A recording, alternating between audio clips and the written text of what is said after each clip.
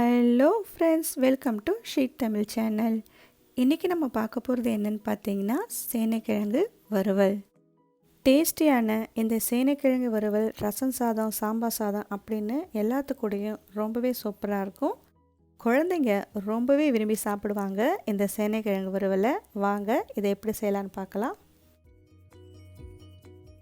ஒரு 1/4 கிலோ சேனைக்கிழங்கை தோல் நல்லா சீவிட்டு நல்லா கழுவிட்டு இந்த மாதிரி சின்ன சின்னதாக நறுக்கி வச்சுக்கோங்க.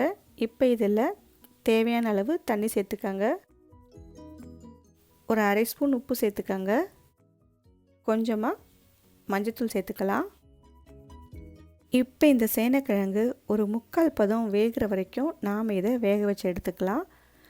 3/4 பதம் வெந்ததும் தண்ணியை வடிகட்டிட்டு நாம் இதை தனியாக எடுத்து வச்சிடலாம். கொஞ்ச நேரம் ஆறட்டும். அடுத்து ஒரு மிக்ஸி ஜாரில் ஒரு பெரிய சைஸ் தக்காளியை நறுக்கி சேர்த்துக்கோங்க.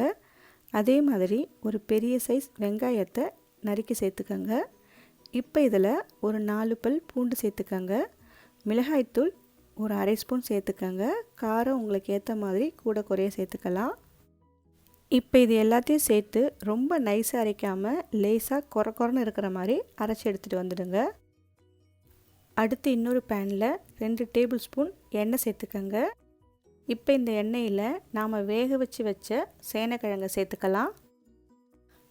அடுப்பை மீடியம் ஃப்ளேமில் வச்சு இந்த சேனைக்கிழங்கு லேசாக நிறம் மாறி ஓரங்களில் கிறிஸ்பி ஆகிற வரைக்கும் நாம் இதை வறுத்தெடுத்துக்கலாம். ஒரு 3 நிமிஷம் ஆகும் இது லேசாக நிறம் மாறுறதுக்கு. பார்த்திங்கன்னா இந்த சேனைக்கிழங்கு நிறம் லேசாக மாற ஆரம்பிச்சிடுச்சு. அதே மாதிரி ஓரங்களில் கிறிஸ்பி ஆகிடுச்சு.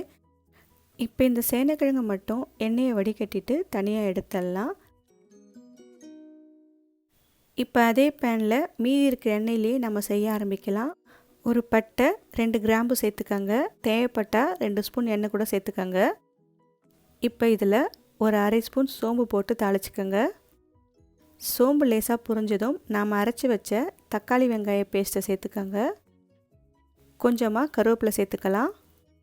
ஒரு 2 பச்சை மிளகாயை கீறி சேர்த்துக்கோங்க. இப்போ இதை 1 நிமிஷத்துக்கு மட்டும் லேசாக வதக்கி விட்டுக்கோங்க. 1 நிமிஷத்துக்கு அப்புறமா நாம் வேக வச்சு வறுத்து வச்சுருக்கிற சேனைக்கிழங்கை சேர்த்துக்கலாம்.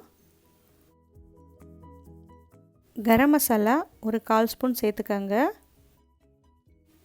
உப்பு ஒரு 1/2 ஸ்பூன் சேர்த்துக்கோங்க. ஏற்கனவே காய் வேக வைக்கும் போது உப்பு சேர்த்துருக்குறோன்றதுனால உப்பு கொஞ்சமாக சேர்த்தா போதும். அடுப்பை மீடியம் லோ ஃப்ளேமில் வச்சு நல்லா வதக்கி விட்டுட்டே இருங்க. கொஞ்ச நேரத்தில் பார்த்தீங்கன்னா மசாலாலாம் சேனைக்கிழங்குல சேர்ந்து நல்லா கிறிஸ்பியாக வர ஆரம்பிக்கும்.